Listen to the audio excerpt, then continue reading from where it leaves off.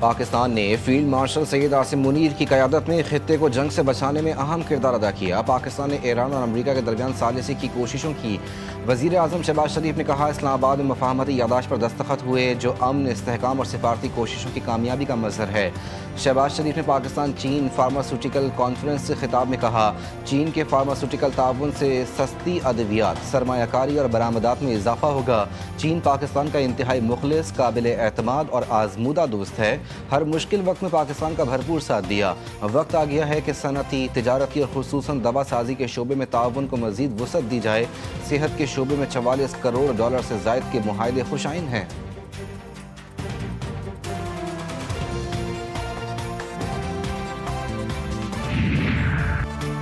چین اور پاکستان کا ایران امریکہ کے درمیان جنگ بندی کی بحالی کا مطالبہ۔ چینی وزارت خارجہ کے بیان میں کہا گیا کہ مسئلے کے پرامن حل کے لیے دوبارہ مذاکرات کی میز پر بیٹھا جائے۔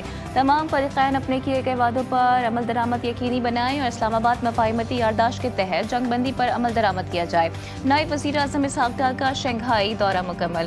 اسحاق ڈار کی چینی صدر اور وزیر خارجہ سے ملاقاتیں، پاک چین اسٹریٹجک شراکت داری مزید مضبوط بنانے اور مصنوعی ذہانت میں تعاون بڑھانے پر اتفاق۔ اسحاق ڈار کی شنگھائی میں اقوام متحدہ کے سیکرٹری جنرل انٹونیو گوتریس سے بھی ملاقات، علاقائی اور عالمی صورتحال پر تبادلہ خیال۔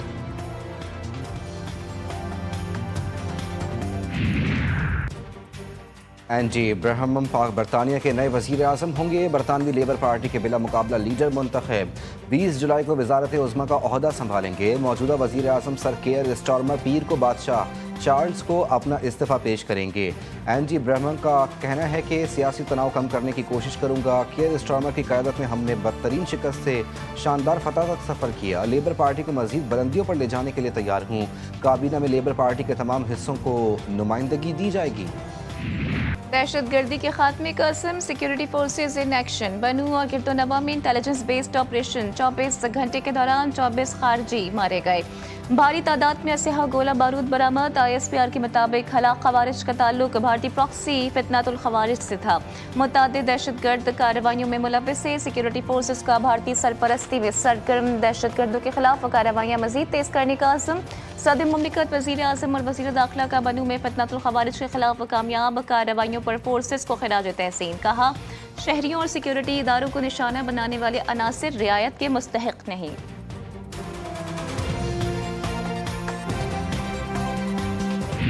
امریکہ کے ایران پر مسلسل چھٹے روز فضائی حملے، مزید 9 افراد شہید، متعدد زخمی۔ بندر عباس، اہواز، جزیرہ قشم، بوشہر، سرگ جزیرہ کیش پر بمباری، پلوں، ہوائی اڈوں اور ریلوے تنصیبات کو نشانہ بنایا گیا۔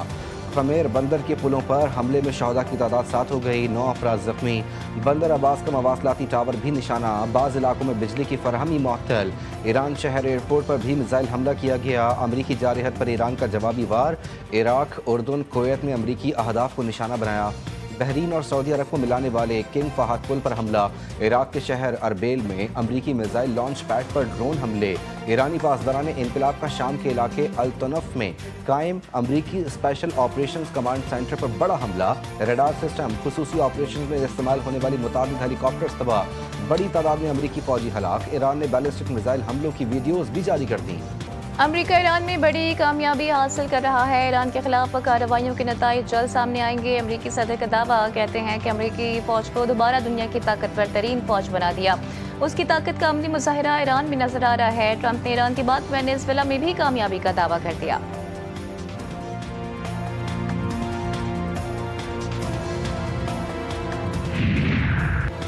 آبنائے ہرمز کی صورتحال پہلے جیسی کبھی نہیں ہوگی۔ امریکہ آبنائے ہرمز پر ایران کی خود مختاری سے خوفزدہ ہے۔ ایرانی فوج کے ترجمان ابراہیم ذوالفقاری نے کہا، خلیج فارس میں عدم استحکام کا اصل ذمہ دار امریکہ ہے۔ خلیجی ممالک امریکی حملوں کے لیے اپنی سرزمین استعمال نہ ہونے دیں۔ امریکہ خطے کے امن کو دانستہ نقصان پہنچا رہا ہے۔